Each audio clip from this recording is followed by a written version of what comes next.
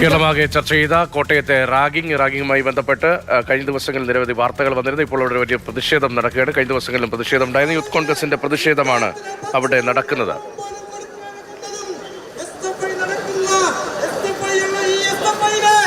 Chandy Oommen MLA ഉൾപ്പെടെയുള്ളവർ ഈ പ്രതിഷേധ പരിപാടിക്ക് നേതൃത്വം നൽകുന്നു. രമേശ് ചെന്നിത്തലയും നമുക്ക് ആ ദൃശ്യങ്ങളിൽ കാണാം. ഇവിടെ പ്രിയപ്പെട്ട നമ്മുടെ നേതാവ് രമേശ് ചെന്നിത്തല വന്നിരിക്കുന്നത് ഈ പ്രശ്നത്തിന്റെ പ്രാധാന്യം മനസ്സിലാക്കിക്കൊണ്ട്. നിങ്ങൾക്കറിയാം, കേരളമാകെ ഞെട്ടിപ്പോയി.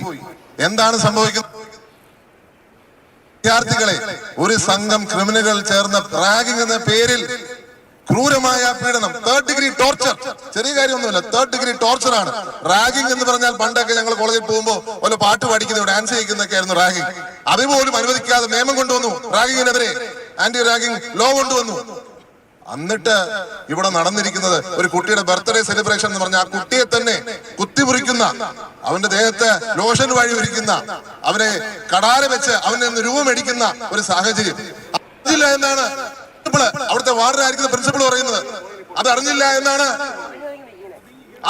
എന്നുള്ളതാണ് അവിടുത്തെ അസിസ്റ്റന്റ് വാർഡൻ പറയുന്നത്.